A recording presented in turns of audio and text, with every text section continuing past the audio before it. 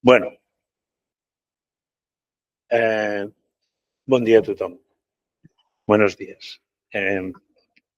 Enrique me pidió, y evidentemente acepté muy gustoso, a presentarlo. Tengo esto copiándolo a él, exactamente lo mismo que él hizo. He escrito esto, aunque ya está tan lleno de tachaduras que voy a ir viendo lo que digo, sin más. Hace 2 años, el día que en un acto como este, en esta misma sala, Enrique me presentó, decía que no era fácil presentar a un amigo de medio siglo de conocernos, ¿no? Y eso mismo pienso hoy yo, presentándolo a él, pues, una cosa simétrica. Él ha titulado esta conferencia Tengo algo que deciros, un título estupendo para una ocasión así. Tiene algo de legado y de regalo también.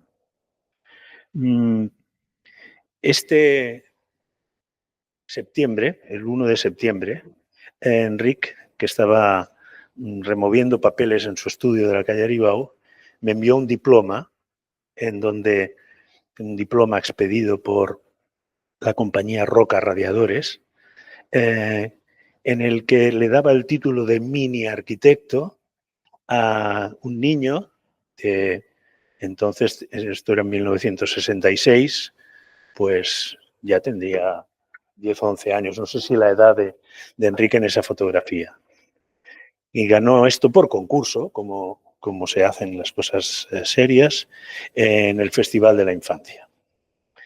Desde entonces ha hecho muchas cosas. No, siguiendo sus notas, diríamos, o sus indicaciones, se puede decir, yo tampoco voy a enumerar muchas cosas de las que ha hecho, que son muchas, pero por recordárselo,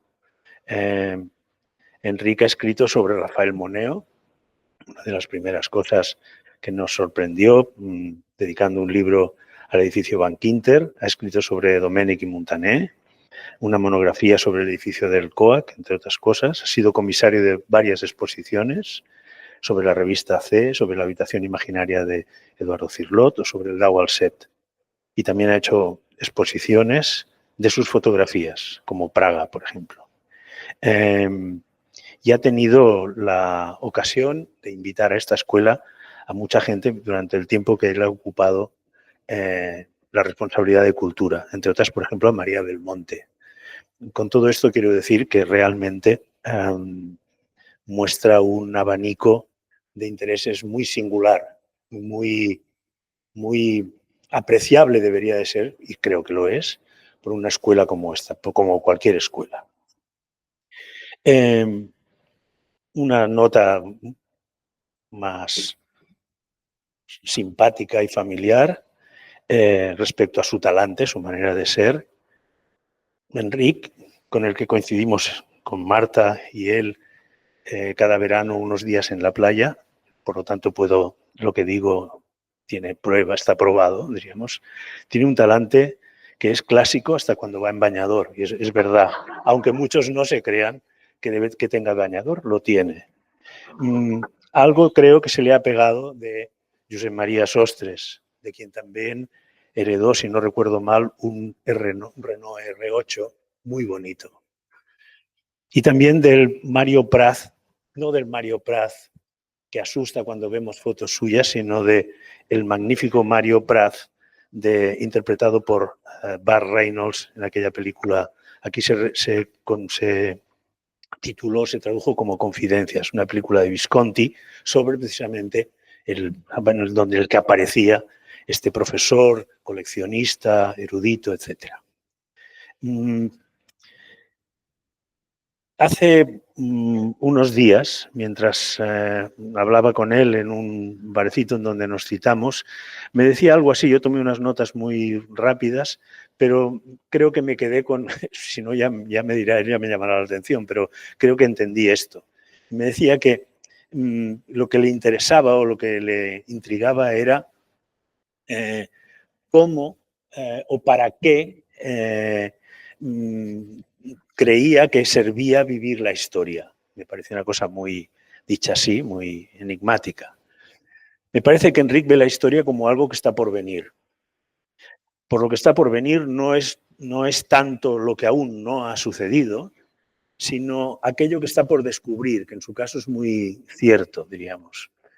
En su caso, parafraseando a Octavio Paz, es un descubrir que es un vivir, podríamos decir.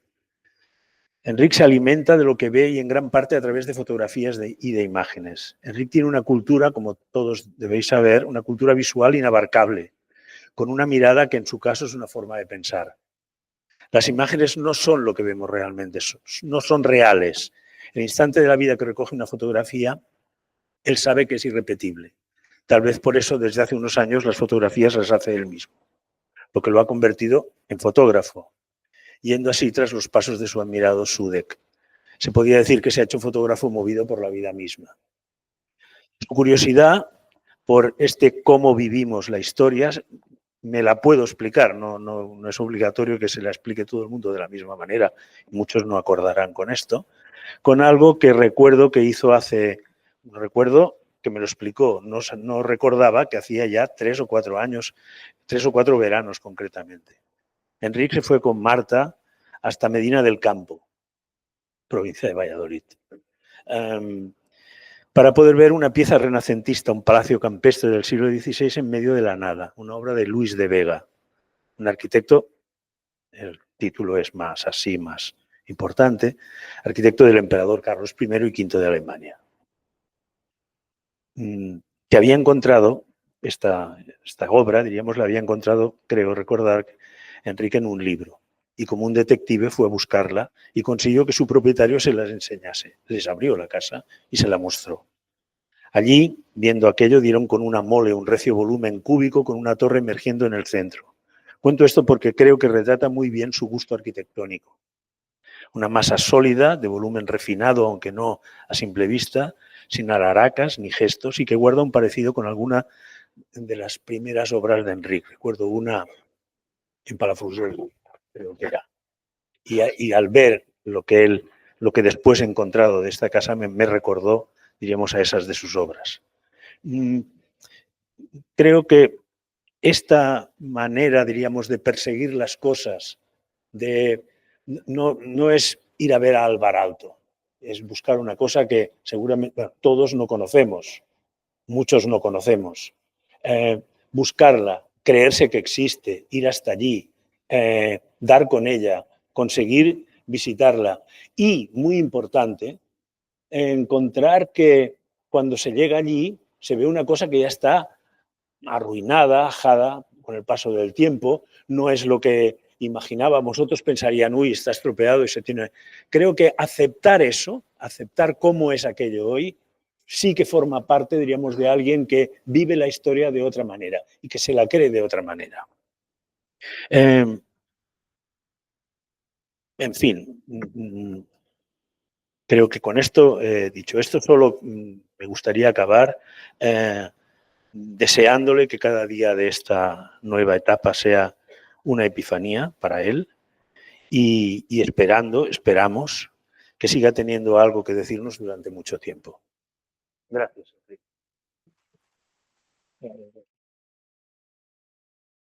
¡Qué barbaridad! Bueno, primero empezaré por los agradecimientos. Gracias a Xavier por la presentación. Gracias a todos vosotros, amigos, compañeros, estudiantes. No me imaginaba que estuviera esto tan extremadamente lleno y sobre todo también doy las gracias a María Montané y a Pau Guayar, que fueron mis antiguos becarios de cultura, que son los que me han ayudado al montaje de todas estas cosas que hemos ido repartiendo estos últimos días y de cosas que vemos ahora en la presentación. La verdad es que no sé bien qué deciros, pero sé que tengo que deciros algo. Puse el título antes de pensar lo que iba a decir, un poco para obligarme a mí mismo a deciros algo. Esta es la puerta de esta conferencia y un poco esta puerta románica que está en Sitges, en el Cau Ferrat, explica cómo va a ser la conferencia. Es una puerta, por lo tanto habrá que abrirla, pero fijaros en los herrajes. Son unos herrajes que tienen ramas, a reminiscencia del ramaje romano, por supuesto, pero lo enseño para ver cómo iremos por las ramas, nos iremos por las ramas y nos desviaremos muchas veces de algo que podría parecer el núcleo central de la exposición, que ya digo que no lo va a ver. Va a ser una cosa un poco mezclada. ¿Mezclada por qué? Porque cosas que siempre me han gustado, ¿no? Pues todos los elementos de aglomeración, desde la Wattenvallis de Duchamp hasta las cajas de Cornell, las fotografías de ferias de H, la conferencia maleta de Ramón Gómez de la Serna o el libro de Anne Carson, Flota, que es un conjunto de folletitos dentro de una caja de plástico. Bueno, pues este es el mundo en el que nos vamos a mover en esta pequeña charla. Empiezo por explicar el cartel. Decía hace poco Ignacio Echevarría que es bueno que quien empieza a hablar diga de cuándo es su nacimiento y de dónde está colocadas sus coordenadas. Bueno, pues nací en Barcelona en 1955 y el cartel me representa a mí cuando debía tener 6 o 7 años. ¿Y qué aparece en ese cartel? Pues es un recuerdo de infancia que tengo bastante presente, que son las excursiones que hacíamos desde la Plaza Cataluña hasta el Faro del Puerto. Esa foto es poco habitual, normalmente siempre que vemos fotos de la Rambla la vemos al revés, de Colón hacia arriba. Esta foto explica bien cómo hay un camino que va, y si os fijáis al fondo a la derecha está la escollera, donde al final estaba el faro. Esto atravesaba un lugar que ya no existe. Existe geográficamente, pero ya no existe como era, que es la Rambla. La Rambla es un corte en una trama y siempre que hay un corte violento en una trama se producen muchas cosas a la vez. Mi experiencia de niño, hablo de los años 60, de los primeros años 60, es que atravesabas una ciudad que tenía bocacalles, tenía calles que confluían en ella y que cada una de ellas representaba algo. Una se iba al ayuntamiento, la otra se iba al barrio chino, la otra se iba a la Plaza Real, es decir, es una calle de calles, es un árbol. De hecho, la Rambla era un árbol. Hoy todo esto ha desaparecido, muerto o asesinado, mejor dicho, por el turismo. De todo ese recorrido hay una imagen que la he recuperado no hace mucho y que de pequeño me obsesionaba, que es en la parte baja de la Rambla había la tienda de los buzos, y es donde se compraban los uniformes de buzos y tenía ese rótulo. Ese rótulo seguramente quien ha hecho la fotografía la ha hecho más por el coche, pero la aprovecho porque se ve el buzo. Yo, imaginaros una personita pequeña, pues delante de ese buzo es una presencia que me ha llamado mucho la atención y que de aquí un poco, cuando hablemos de la historia, creo que esa figura volverá a aparecer. Estamos hablando de una excursión, además, que era muy variada, porque bajábamos por la Rambla en el tranvía 14 y cogíamos la Golondrina. Cogíamos un barco, las antiguas golondrinas del puerto, y ese barco atravesaba entre un enjambre detrás de la Golondrina, veis una plataforma que tiene el número 15, eso eran las mejilloneras, eran unas plataformas con unas cadenas que se el mar y donde se criaban mejillones que luego se comían en la ciudad, alimentados por el de los barcos, natural. Bueno, pues esta era la excursión. Cuando Porcioles quiso modernizar la escollera, lo que hizo es ampliarla y era la excursión típica de los primeros coches que habían, bueno, primeros coches, la gente iba a la vuelta y volvía. Esta era la excursión típica de los domingos, el que no iba en Golondrina. Las golondrinas paraban por aquí a la izquierda. Bueno, pues al final de esa escollera estaba ese faro.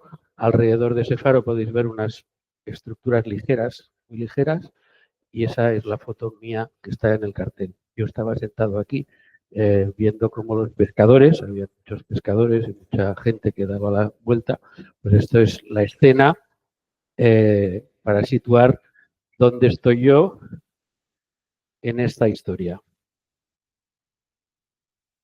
Siempre que aparezcan las gafas de Hans Hollein, es una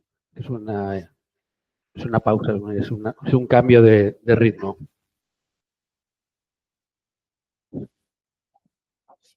En 1972 entré en la Escuela de Arquitectura. Lo primero que hice es ir al bar, es la fotografía que está arriba a la derecha. Era un bar panorámico. Decían las malas lenguas que era para acostumbrar a que los arquitectos viesen el mundo como un solar. Es decir, ver Barcelona desde arriba era generar las posibilidades de construcción. Bueno, pues en esa escuela es en la que estuve, aquí abajo veis la diagonal, como estaba más o menos en aquella época. El bar estaba, digo, arriba, en la 7ª planta y, bueno, pues empecé estudiando en el Plan 64. Creo que Carles Benardé y yo seremos los últimos profesores que dejaremos la escuela, que todavía estudiamos con el Plan 64. Veo muchas caras aquí que empezaron a estudiar con el Plan 64, nosotros fuimos los que acabamos.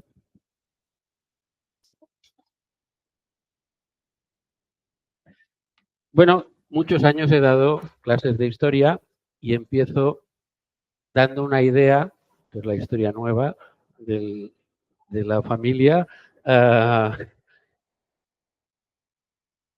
Empiezo con el prospectus del primer libro de historia de la arquitectura que reivindicó de Kaufmann von Ledouche. Lo enseño por lo curioso que es que en ese libro iba de Ledoux. No sé si soy yo.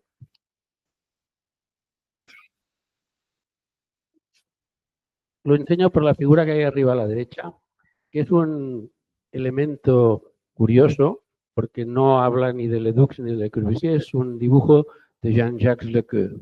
Jean-Jacques Lequeux,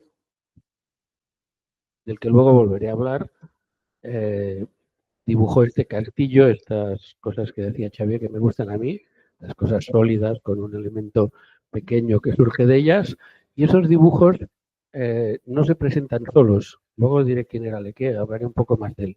Pero esos dibujos, como veis, tienen letras, tienen texto. Y a la derecha de ese texto, en el ángulo derecho, se puede leer Vague, flot de la mer, un portrait du monde.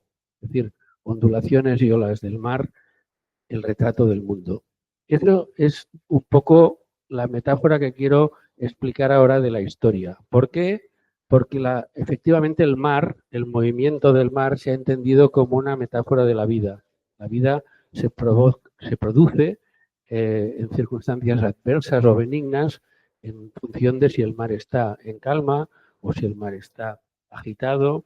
Y eso, en la historia del arte y en la historia de la arquitectura, pues lo podemos ver desde Patinir a la izquierda, el alma que circula por la laguna Estigia con el infierno a la derecha, cielo a la izquierda, hasta la turista de playa que hace una aventura pírrica en una tabla, pasando por el dramatismo de Jericó en la balsa de la Medusa.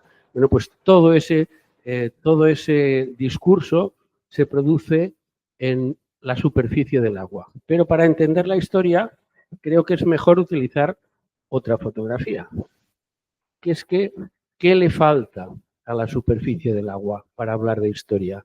Le falta la dimensión de la profundidad del tiempo. Y eso es lo que estamos viendo aquí. Estamos viendo a un bañista veraniego que está flotando sobre la historia. Tiene una dimensión de profundidad que lo que está haciendo es hacerlo convivir con el tiempo pasado, quiera o no quiera. Y eso nos pasa a todos. Todos estamos viviendo dentro de la historia, aunque no nos demos cuenta o aunque no nos lo queramos creer. Y nuestra figura, al final, es la de un submarino. Somos un submarino. Estamos mirando cómo es la superficie del fondo del mar y estamos con el periscopio mirando al presente. Y vivimos en ese limbo intermedio en el que tenemos que lidiar con esas dos realidades, la realidad histórica y la realidad presente. Y ese creo que es nuestro trabajo como profesores de historia, saber entrar en el pasado y devolvérselo al presente. Las maneras en que esto se puede hacer han sido y serán muy variadas y cada uno tomará la que crea. En arquitectura han habido recuperaciones tremendas. Este es el edificio más fotografiado de Barcelona después de la Sagrada Familia. Este es el puente de los suspiros catalanes. Es la recuperación de un pasado gótico, como podéis ver, esa es la fotografía de cuando se construyó con las vigas de abajo. Esto ya se hubiera aguantado, no hubiera hecho falta reconstruir todo eso. Bueno, pues a eso que llamamos el historicismo es lo que la arquitectura moderna quiso eliminar. Gropius dijo, cuando presentó el edificio del Bauhaus, hemos eliminado la historia. Aquí no hay historia. ¿Qué hemos hecho? Hemos cogido un edificio, lo hemos patronado, hemos recortado las diferentes piezas y las hemos puesto unas junto a las otras. Yuxtaposición, pero el Roto hace pocas semanas nos recordaba en uno de sus comentarios gráficos, cuando cada órgano fue a lo suyo, la muerte llegó al instante. Esto fue la muerte de la arquitectura. ¿Por qué? Porque lo que hizo es industrializar la arquitectura. Pocos años más tarde, y solo enseñaré estos dos ejemplos, fijaros lo diferente que es el sanatorio de Alvaralto, el sanatorio de Paimío. Ese edificio está no yuxtapuesto, sino articulado, como un cuerpo humano, como la naturaleza lo está. Ese giro, esos quiebros que hacen, no está patronando el edificio según partes aisladas, sino que está organizándolo. José María Sostres, que fue el primer catedrático con el que trabajé, los de los que estamos aquí también, nos decía que Álvaro Alto le había dicho, lo había tratado cuando vino a Barcelona 3 veces durante los años 50, que toda su arquitectura estaba en Pérgamo. Y efectivamente, si os fijáis en la arquitectura de Alto, no solamente en Paimío, sino en otros edificios que vinieron más tarde, veréis que efectivamente Álvaro Alto con submarino, ese submarino entre el presente y la historia, supo encontrar esa capa, ese nivel que le permitía atar una cosa a la otra sin necesidad de caer en el historicismo.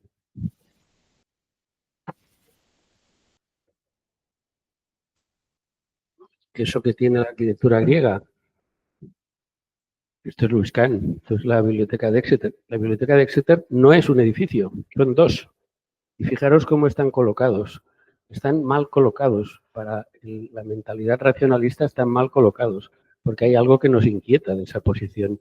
Estamos en un campus totalmente rectangular y de pronto aparecen unos edificios que son erráticos. Son erráticos, ¿por qué? Pues porque consiguen su propia personalidad siendo así.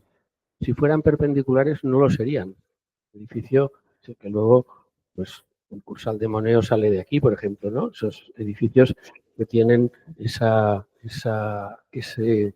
¿cómo lo podríamos decir? Ese desorden. ¿Por qué no decirlo de esta manera? Porque la historia del arte y la historia de la arquitectura se mueven siempre en ese mecanismo de ir y venir entre la aventura y el orden, entre lo ordenado y lo desordenado. Fijaros lo feliz que es este niño que está en la tienda abandonada de Nueva York, una foto de Kertész, que está en la gloria, con ese desorden. No hace falta poner todos esos objetos uno detrás de otro bien alineados, no. El desorden es lo que caracteriza esa imagen, es lo que caracteriza cada uno de los santuarios griegos. Y es curioso que tanto primero que empezó a hablar de los santuarios griegos en ese sentido, que fue Augusto Choisy, como luego lo recogió Le Corbusier, nunca llegaron a poder hacer edificios como los que hizo Álvaro Alto. La aventura y el orden, este es el libro castellano más conocido que tenemos, el de Guillermo de Torre, está hablándonos de esto. Hoy, desafortunadamente, estamos del lado del orden policial casi. Usamos unas arquitecturas tremendamente rígidas. Estamos hablando de la desaparición, es una modernidad estereotipada. Estamos en un momento, no importa, los que estudiamos historia sabemos que esto vendrá otro momento en que el péndulo girará. Sabéis que el péndulo tiene velocidad cero y a la vez inercia infinita en el mismo punto, ¿no? Por lo tanto, sabemos que eso acabará cambiando, pero ese movimiento entre el orden y la aventura es básico para entender cómo funciona la historia.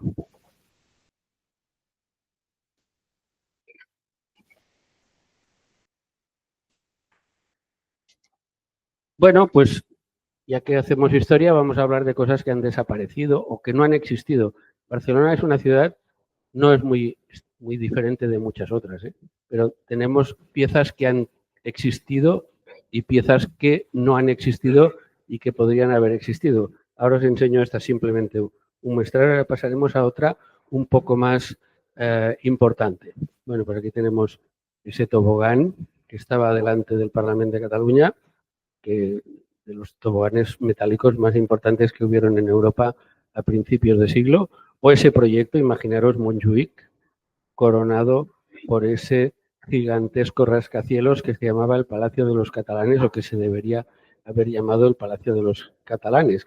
Imaginaros lo que hubiera cambiado la ciudad, la Sagrada Familia hubiera quedado pequeña al lado de este inmenso edificio. Pero vamos a centrarnos en un caso que es el caso del Parque de la Ciudadela. El Parque de la Ciudadela, su autor es José Fonseré. Sé que Juanjo no está de acuerdo conmigo en estas cosas, pero yo voy a hablar de la relación que tiene Fonseré con Gaudí. Y trabajó con Fonseré, pero bueno, a eso llegaremos en un momento. El Parque de la Ciudadela es un concurso. Tenéis el plano, lo he puesto muy pequeñito, pero lo tenéis en el rellano del quinto piso y lo podéis ver. Sé que los profesores de urbanismo sois muy fans de Cerdá, yo no lo soy tanto.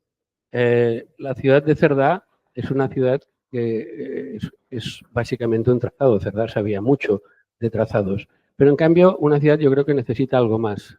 Necesita tener edificios públicos, necesita tener una serie de elementos que la ciudad de Cerdá, como puede verse aquí, en este plano que creo que es el que está dibujado más claro, se ve perfectamente que él desprecia la ciudad antigua, genera la Plaza de las Glorias, esto lo sabemos siempre, ¿no? Pero si nos fijamos en el plano, eso no puede ser una ciudad, porque no hay ningún edificio que ocupe, es decir, es un trazado urbanístico que abandona la ayuda que la arquitectura necesita siempre aportarle a la ciudad. Cuando llega la revolución de Prim, el año 68, el general Prim regala a la ciudad de Barcelona la antigua fortificación de la Ciudadela y se convoca un concurso. A ese concurso, en Barcelona habían del orden de 20, 25 arquitectos. No se presentó ningún arquitecto. Había en aquel momento la lucha entre los arquitectos y los maestros de obras. Solo se presentó un arquitecto italiano, tremendo, y el proyecto de Fonseré, que fue el que finalmente ganó. Bueno, pues, ¿qué hace Fonseré?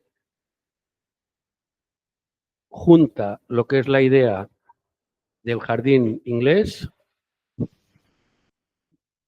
con la idea del jardín francés en un conjunto que, recogiendo el Paseo de San Juan, lo gira y lo cierra en una forma que tiene mucho que ver con una pieza vecina, que es el cementerio del Poblenou, que es el único que había en aquel momento. Tienen una traza muy similar.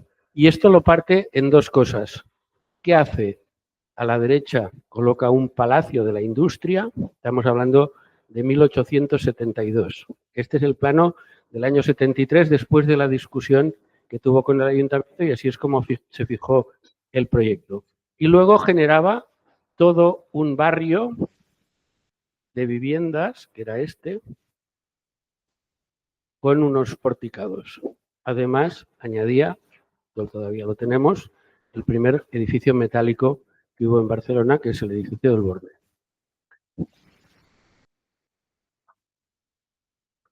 De este proyecto tenemos una perspectiva. La perspectiva está hecha en globo. por lo menos es lo que dice el pie del dibujo.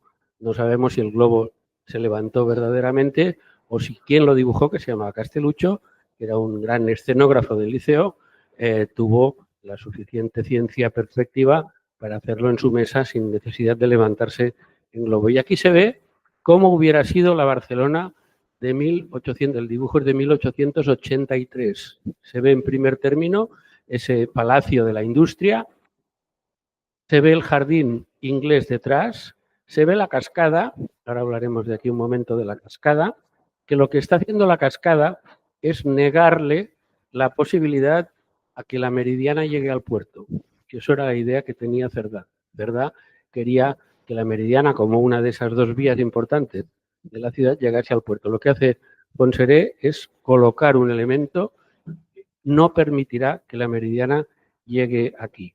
Ese dibujo es estupendo porque se ve que el ensanche apenas existe todavía y ya existe una pieza de arquitectura importantísima como esta. Además, si, ahora no sé si se verá bien, pero ya que está Lluís Domènech aquí, hay que insistir que aquí está dibujado el primer proyecto que hicieron Josep Vilaseca, Lluís Domènech y Montaner, que eran las instituciones provinciales. No sé cómo consiguieron que Castelluccio instalase ese edificio aquí.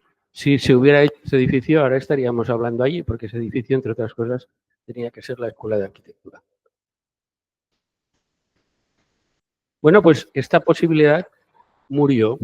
Murió, como tantas cosas han muerto en Barcelona, porque el gran alcalde Rius i Taulet, que es verdad que es un alcalde importante, pero hubo un momento que dijo no vamos a hacer ese de la industria, vamos a mantener los cuarteles antiguos y la iglesia antigua de ese fortín de la Ciudadela, y eso es lo que ha pasado. Y la Ciudadela en buena medida se ha convertido en un estercolero de cosas. Han ido apareciendo el zoo, todo lo que no cabía, porque Barcelona tiene un problema grave, y es que no tiene suelo público. Y por lo tanto, los pocos espacios que hay han sido utilizados para las cosas más aberrantes que podemos imaginarnos, más dispares que nos podemos imaginar. ¿Cómo hubiera sido ese palacio? A la izquierda tenéis el proyecto de Fontserè. Como veis, es el tema del cuadrado, es un tema que casi podríamos decir que sale de la manzana Cerdá, ¿no? El cuadrado biselado con la cruz. Qué curioso, esto es del año 72. El año, unos pocos años antes, Viollet-le-Duc, en uno de sus entretiens, está enseñando un edificio que, como veis, es muy parecido. Lo conocemos normalmente por las fotografías de los hierros que siempre enseñamos, pero esta es la planta del edificio. Tampoco creo que fuera Viollet-le-Duc el primero, porque a la derecha tenéis el Palacio de Cristal. No el de Londres, sino el de Nueva York, que fue 2 años más tarde. En 1853 se construyó, y luego también murió por el fuego, igual que el de Londres, el Palacio de Cristal. Fijaros que tiene la misma planta. Está jugando con el cuadrado biselado y con la cruz intercalada.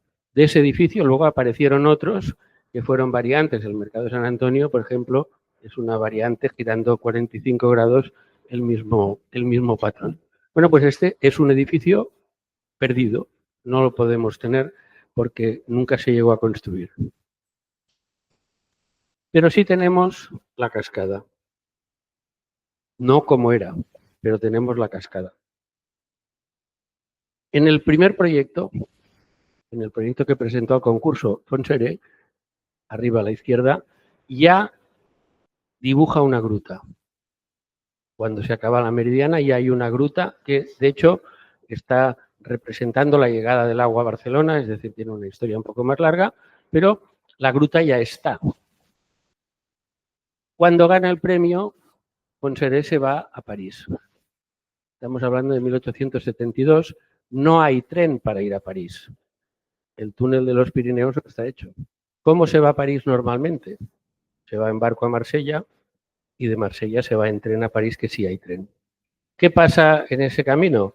Pues que Fontserè se encuentra con la cascada de Longchamp, del Palais de Longchamp en Marsella, y se compra una foto. Esa foto que veis aquí, bueno, esta es mía, pero en la Cátedra Gaudí hay una foto muy parecida a esta. Y, bueno, le parece bien porque también hay el tema del agua. Entonces, cuando vuelve a Barcelona, trabaja sobre el tema del Arco de Triunfo y la cascada. Pero lo que estamos viendo aquí, lo que estamos viendo hoy aquí, era una gruta. Es una de las grandes pérdidas que hemos tenido en la arquitectura del siglo XIX en Barcelona. La cascada del parque no era como es hoy, porque era como si un arco de triunfo hubiera aterrizado encima de una gruta. Y aquí tenéis las fotografías de dónde estaban esas rocas. Aquí en las fotografías de la derecha podéis ver los arcos y las cosas que vemos hoy, pero estaban rellenas, estaban repletas de estalactitas de piedra artificial naturalmente, que le daban forma de gruta. Incluso en el interior podéis ver cómo había una gruta que podía uno pasearse. Fontserè era de una familia de naturalistas, se dedicaban al estudio de la naturaleza, luego su sobrino es el que fundó el Observatorio Fabra, es decir, es una familia de larga trayectoria en ese sentido. Bueno, pues había un acuario, ese dibujo, veis el acuario, tenía una sala y en vez de ventanas, que es lo que hay ahora, habían unas peceras enteras que hacían que entrase la luz a través de la pecera, un tema largamente utilizado por la poesía simbolista. Pues eso estaba en ese... Las grutas no se las había inventado Fontserè, ya había una tradición de grutas. A la izquierda tenemos algún dibujo de gente que había hablado de las grutas, desde Pau Piferrer pasando por Solá y llegando a Víctor Balaguer, y toda una serie de... Hay una tradición de grutisas que llegaban a través de la literatura romántica alemana. Alice habla de las grutas, etc.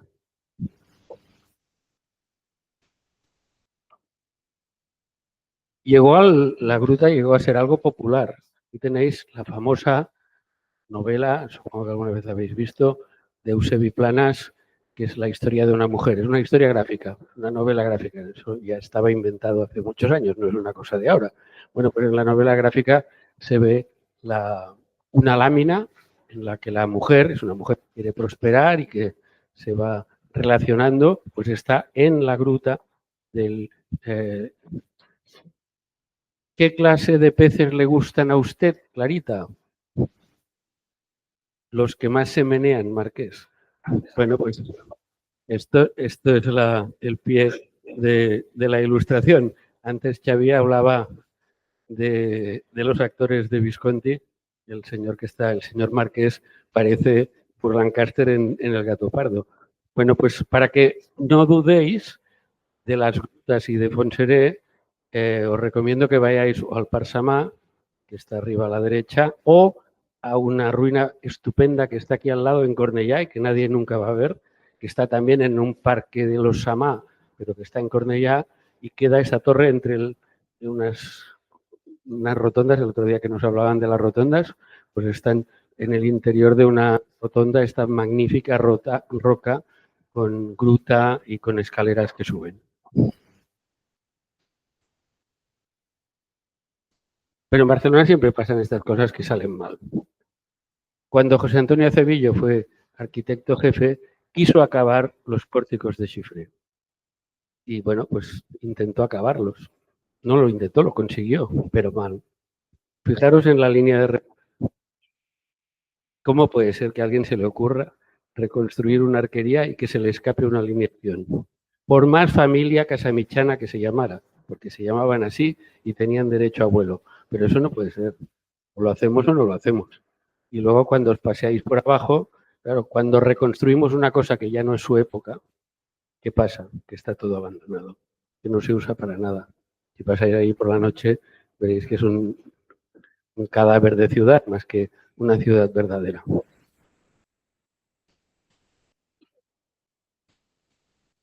¿Cómo era antes? Ahora haremos una excursión. Arriba a la izquierda veis cómo el mercado del Borne llegó a ser el mercado central de Barcelona. Como no había sitio, las mercancías se colocaban en el exterior. Este es el actual Paseo Picasso, cuando estaba ocupado por los melones y las sandías en verano para venderse.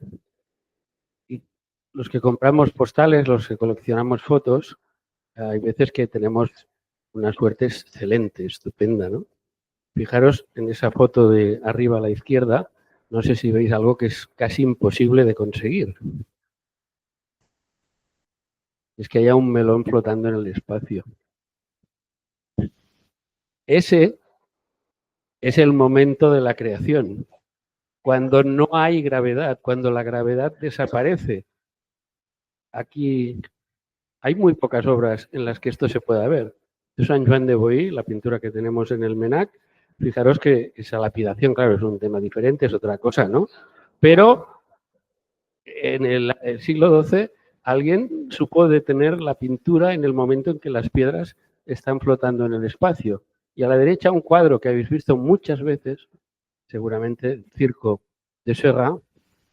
Pensad que Seurat, cuando Le Corbusier, Osenfant y Paul Dermet publicaron el primer número de L'Esprit Nouveau, el primer artículo no está dedicado a Picasso, está dedicado a Seurat.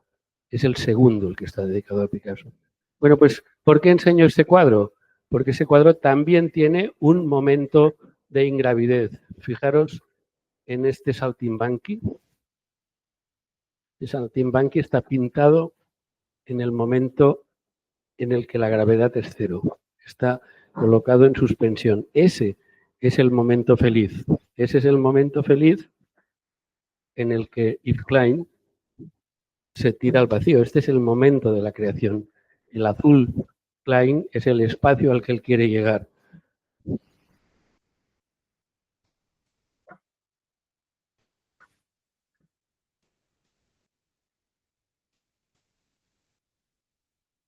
Anne Carson tiene unos fragmentos en flota, uno de los cuadernitos está dedicado a Yves Klein, se llama Las eras de Yves Klein. María Negroni ha traducido algunos de estos fragmentos y dice Anne Carson, es la era del final de la gravedad y del comienzo de la levitación. Es la era de volver a ese viejo sueño de volar. Ese viejo sueño de volar es el momento de la creación, el momento en que la gravedad desaparece.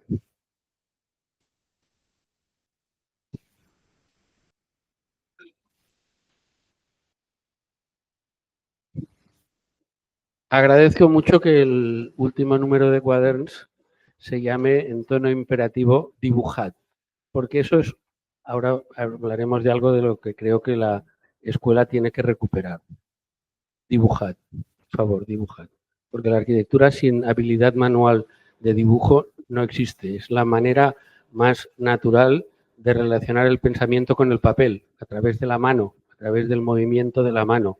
No digo que haya que dibujar de una manera académica perfecta, pero hay que dibujar. No puede ser que dibujemos que estemos, el día que hubo un apagón, bueno, y hace un tiempo que hubo un apagón, en un momento la gente se quedó sin trabajo. No puede ser que un apagón apague la arquitectura, eso es imposible, ¿no? La arquitectura debe poderse mantener con la luz natural y con la mano del que la está haciendo, ¿no? Bueno, pues vuelvo a hablar de Jean-Jacques Lequeux, un oscuro personaje que vive en París, que es funcionario del Estado, funcionario napoleónico, y que en 1825 se presenta en la Biblioteca Nacional con unos cuadernos de dibujo, a ver si los quieren guardar allí. Le dicen que no, pero el hombre es muy constante, sigue, va varias veces y finalmente, gracias a su obsesión, pues se quedan los dibujos de Lequeux en la Biblioteca Nacional. Estos son los dos primeros dibujos del álbum de Lequeux. Una cosmogonía, fijaros qué curioso. El primero es la creación del mundo por la luz. El segundo es cómo explico yo eso que estoy pensando de la creación del mundo por la luz. Lo puedo hacer porque sé dibujar y porque tengo las herramientas en la mano, tengo los colores y tengo el conocimiento que me permite dibujar. Hace años que veo dibujos, nunca he visto dibujos tan bonitos al natural, los he tenido en la mano, como los dibujos de Lequeux que están en la Biblioteca Nacional de Francia. Os enseño un ejemplo. Ese es el corte de la Maison Gothique, de la Casa Gótica. Es una iniciación masónica. Están todas las... Además, insisto, los encontraréis en Gálica, los podéis ampliar y podéis leer los textos que bueno, no es lo importante, pero es la combinación de la imagen y del texto. Si Lequé no hubiera sabido dibujar, no hubiéramos tenido Lequé. Por lo tanto, el dibujo es muy importante. Tan importante que hoy que me despido de la escuela, le voy a hacer un regalo a la escuela. Voy a hacer el regalo de un dibujo.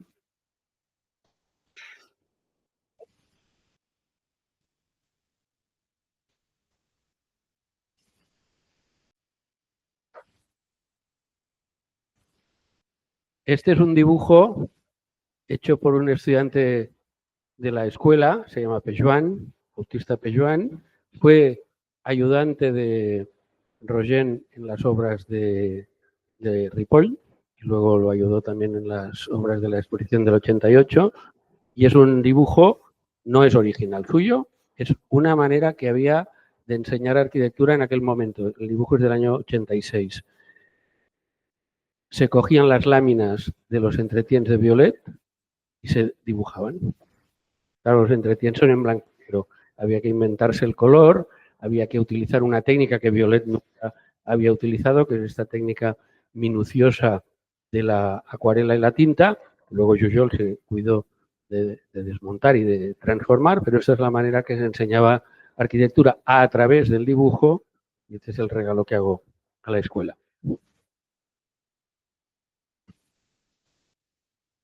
Y ya que hablamos de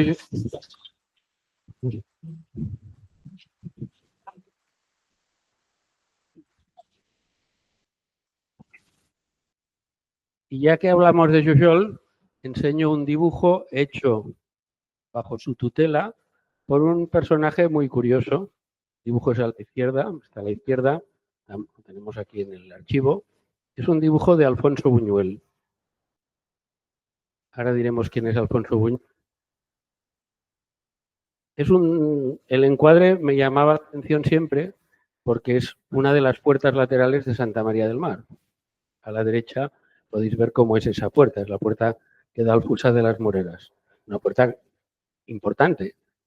Raffles, en su libro sobre el modernismo, publica una pizarra, las clases de Jujol, que es la pizarra que veis a la derecha. Como veis, la puerta está entera.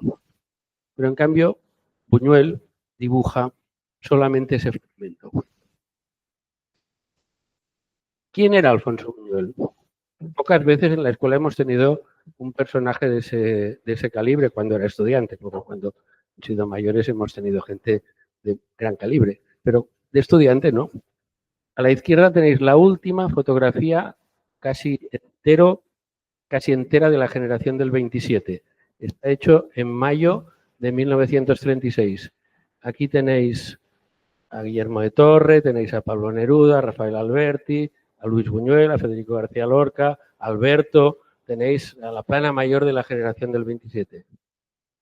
Y tenéis arriba la cabeza que sobresale de la foto, ese señor es Alfonso Buñuel. El año 34, claro, Alfonso Buñuel es hermano de Luis Buñuel. El año 34 su hermano, cuando acabó el bachillerato, lo llevó a París.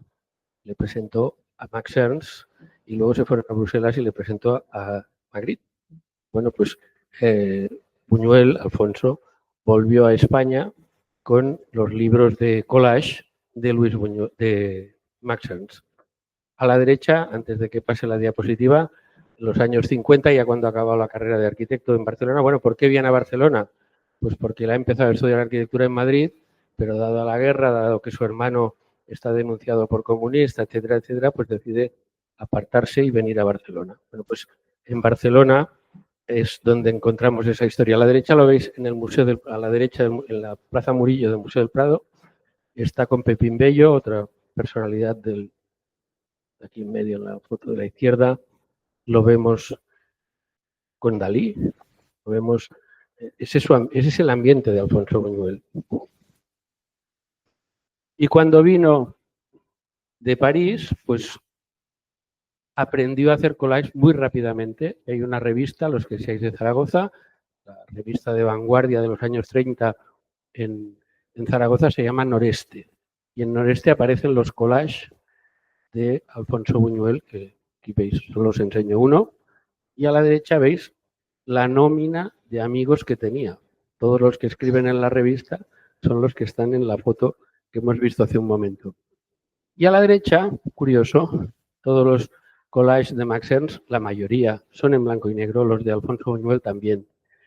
Y en cambio aquí tenemos la figura de en medio, tenéis el collage en color, el único que tenemos, que es de los años que estuvo en Barcelona estudiando arquitectura, es de los años, mediados de los años 40. Por suerte tengo comprado en el mercado de San Antonio el material original que usó él para hacer ese collage, que es una novela gráfica del detective americano Nick Carter. Pues veis cómo él recorta y pega cabezas, pero la base es esa y la medida del collage es esa. Bueno.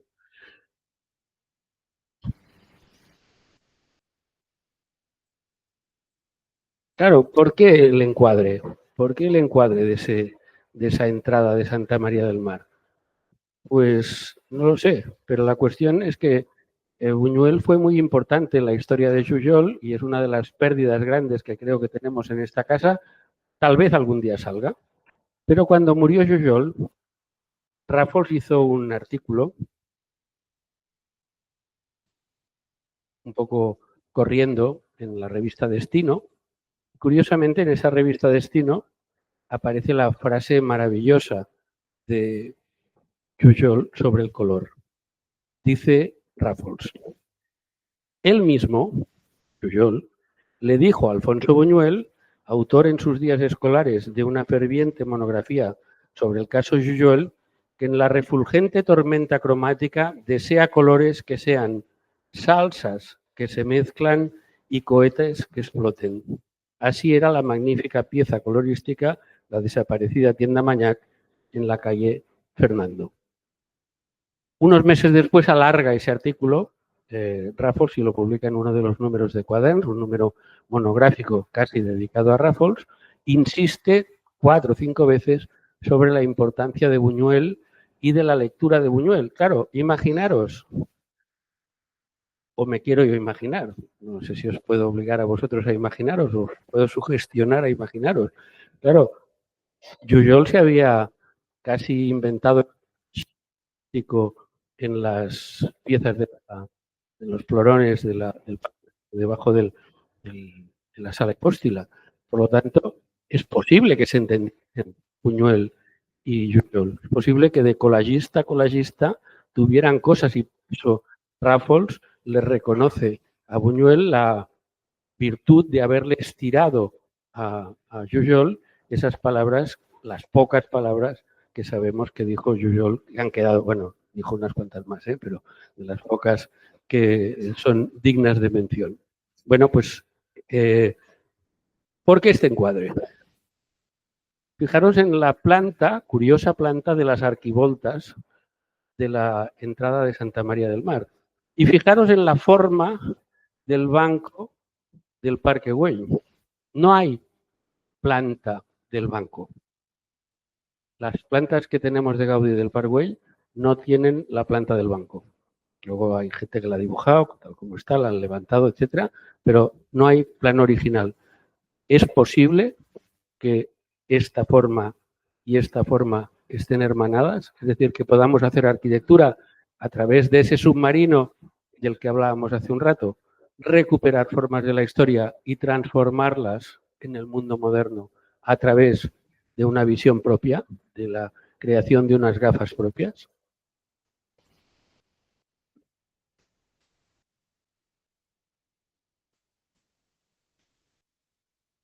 Bueno, ahora hablaremos un poco de proyectos. Hace unos años, a finales del siglo XX, principios del XXI, organizamos un grupo que se llamaba Pilar Prim. Aquí tenéis algunos de los números de esos fascículos que hacíamos. A la derecha tenemos una foto de grupo en la que se nos ve a unos cuantos de los que estamos aquí. Si alguien quiere saber algo de las actividades, Josep Fusas hizo una tesis doctoral sobre las actividades del grupo. Bueno, pues aquí hay incluso alguna candidata a directora de esta escuela, de la gente que aquí podéis ver. Bueno, pues decíamos que la arquitectura, en aquel momento, decíamos que la arquitectura solo iba a sobrevivir en el siglo XXI si se contaminaba de vida. Eso era la frase que nosotros utilizábamos.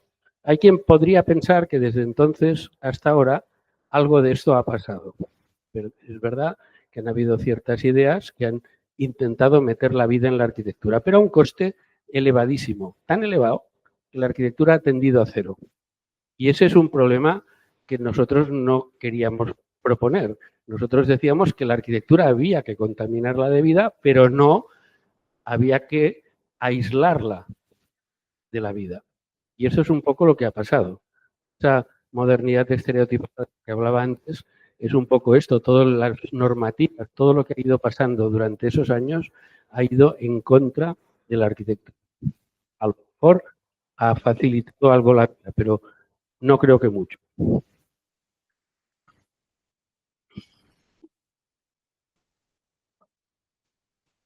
De algo me tendría que haber servido haber hecho el servicio militar en artillería. Y creo que es una idea que siempre está bien, ¿no? Nos decían que el tiro más eficaz en artillería es el tiro por elevación. Y eso es lo que un poco necesitaría hacer la universidad, ¿no? Tirar por elevación, no tirar raso, sino tirar por elevación. Porque para tirar raso ya tenemos el mundo fuera de la escuela. Por lo tanto, deberíamos usar un sistema de enseñanza que enseñase cosas que no quieran parecerse excesivamente a la calle. Porque si nos queremos parecer excesivamente a la calle, nos quedaremos cortos, siempre nos quedaremos cortos. La academia siempre había tenido, si nos miramos todo lo que ha hecho la escuela durante estos 150 años en los que ha existido, habíamos disparado por elevación muchas veces. Y ahora creo que eso no está pasando. Esa excesiva dedicación a la vivienda, que no digo que esté mal dedicarse a la vivienda, pero es que la vivienda necesita también edificios públicos, necesita lugares en los que la gente nos reconozcamos entre nosotros. Y eso es algo que en la enseñanza de la escuela yo no lo veo. Yo cuando vengo a la escuela, ahora ya no vendré más, ya no lo veré más, bueno, vendré alguna vez, pero yo cuando paso por la diagonal y veo toda esta gente pobre, no gente pobre, no, sino pobre gente, que está esperando un autobús, ¿no podríamos plantear en la escuela una manera de que esta gente no esté esperando aquí? Imaginaos que ahora llueve, nieva, hace frío, es una cosa tremenda.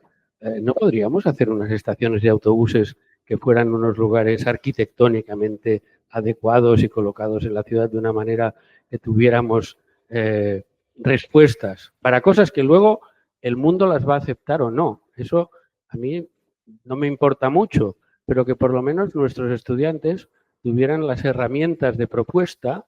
Fijaros que luego hay mucha gente que dice, no, porque cuando nuestros estudiantes salen a la calle hacen lo que les piden. Bueno, sí, si tienes una mentalidad débil, haces lo que te piden. Si tienes una mentalidad un poco menos débil, eres capaz de proponer cosas que en principio no se te piden.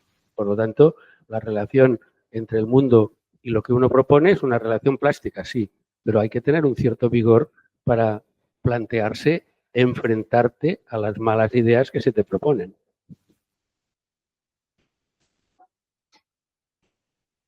Voy a poner un ejemplo. La cárcel modelo. A la derecha tenéis una foto de Nagasaki, el año 45, cuando la segunda bomba atómica que lanzaron los americanos sobre Japón. Pues fijaros que desaparece la ciudad, pero el panóptico no desaparece.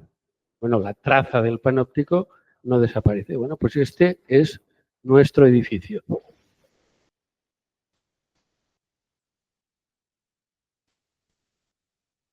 Uno de los monumentos más importantes del tardo barroco español no es ni de Ventura Rodríguez ni de Sabatini. Es el arte de la repostería de Juan de la Mata. El arte de la repostería de Juan de la Mata tiene al final del libro unas cuantas láminas de cómo se organizan las mesas, cómo se organizan las mesas de los diferentes convites que monta para el rey.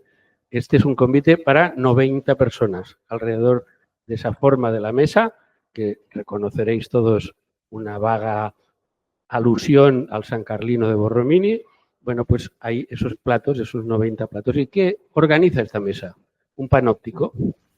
Es un panóptico, pero no es una cárcel, es un panóptico dulce. Estamos hablando del arte de la repostería. Por lo tanto, un panóptico, así en principio, no parece que tenga que ser un panóptico castigador por naturaleza.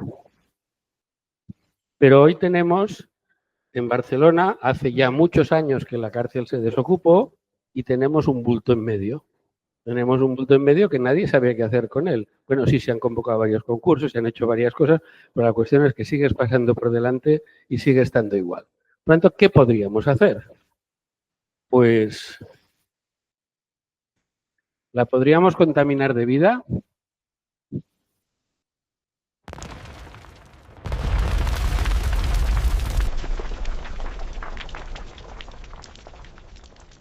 Eliminamos simplemente lo que la convierte en cárcel, que es el perímetro de muro que la separa de la ciudad. Le damos llave a la gente, es decir, en vez de lo que justifica que una cárcel es que tiene celdas, que tiene un horario, que no puedes salir de la celda, que no puedes hacer nada. Pero si eso desaparece, el edificio por sí mismo no es una cárcel. Esto es lo que nos quedaría. Supongo que cualquiera de vosotros, con vuestros estudiantes, pues puede pensar cómo organizar unas viviendas aquí. Y ahora no voy a haceros el proyecto, pero estas celdas se pueden comunicar de 2 en 2, de 3 en 3, de 4 en 4. Se pueden eliminar algunas paredes intermedias, pero el edificio no tiene por qué desaparecer. Se pueden alterar algunas piezas de fachada, algunas aberturas, etcétera. Con eso podemos tener unas viviendas, ahora que decimos que nos faltan tanto, pues y además con la idea del no demolish, pues no demolish, no lo demolemos, lo transformamos, lo convertimos en una pieza de vida y eso lo podríamos conseguir fácilmente. Imaginaros, tiene un espacio central bastante considerable, la cúpula con este anillo de columnas metálicas, los pasillos, y ahora estos pasillos, que estas son las fotos de la inauguración, si estos pasillos los convertimos en pasillos llenos de gente, con un tipo de aberturas o de puertas, etcétera, y veo al fondo a Alessandro, la Escuela de Arquitectura de Florencia es una cárcel, ¿no? Uf, había sido una cárcel, ¿no? Bueno, esta no, espero que no lo sea, pero esta escuela, quiero decir. Pero podríamos transformar ese edificio, podríamos añadir unas torres con las escaleras o a la manera de Gropius o a la manera de Jujol o cualquier otra manera, podríamos convertir ese edificio en un edificio dedicado a la vida y que en cambio no desaparezca. Es decir, que también la presencia de la historia esté presente en el edificio.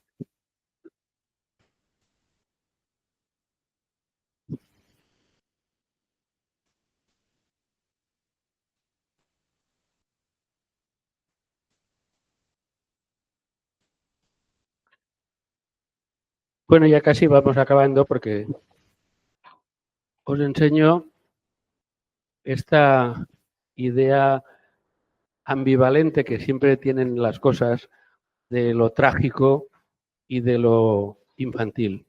Esto lo podríamos rastrear desde siempre, ¿no? Desde el manierismo con la terribilidad y el yoco hasta hoy mismo. Aquí tenemos a la izquierda Joseph Cornell preservando esta infantilidad de la muñeca frente a la gravedad de la que hablábamos antes, de esa roca de Central Park. En el centro está una fotografía que creo que no habéis visto nunca, que es de mi colección, que es un Gaudí. Es el pabellón, el pequeño pabellón que había en la finca Güell. Aquí se ve la dimensión porque se ve con gente. Teníamos una fotografía, pero la fotografía que hemos visto siempre se ve como bastante de lejos.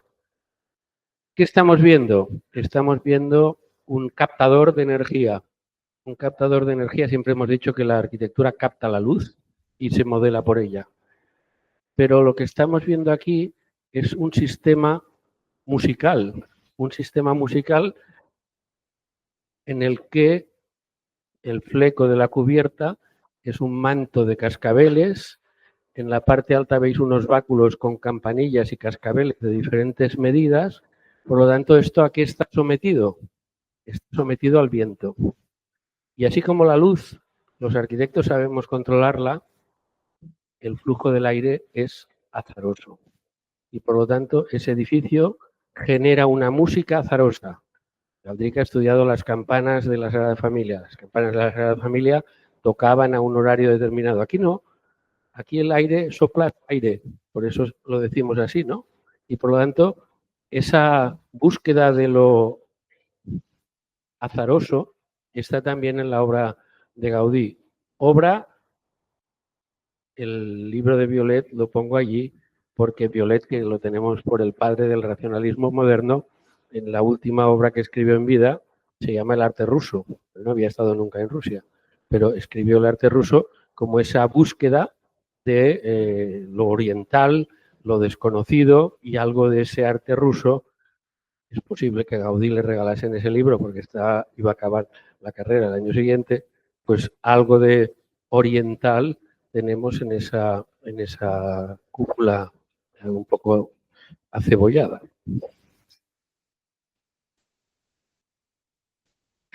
Sí, es más tarde de lo que piensas.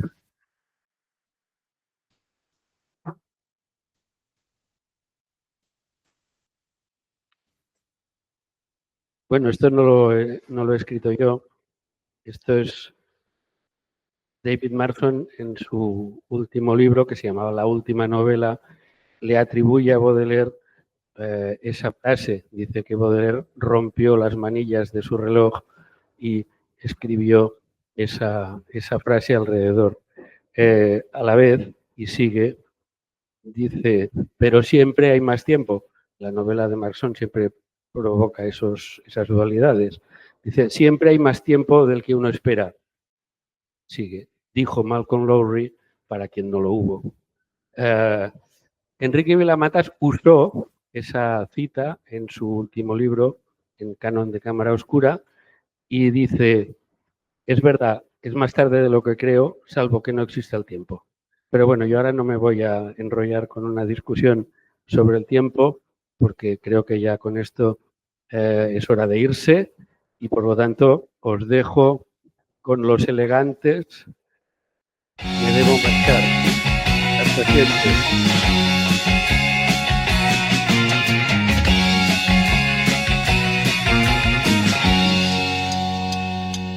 Muchas veces he pensado buscarme otro lugar, marcharme lejos de aquí, olvidar todo al fin. Prefiero escaparme y no volver a sentir ese deseo de ver explotar todo ante mí. Por eso creo que no debo esperar. Tengo tanto que escapar, tengo miedo a volver a perder, y por eso sé que me debo marchar, me debo marchar, me debo marchar, me debo marchar.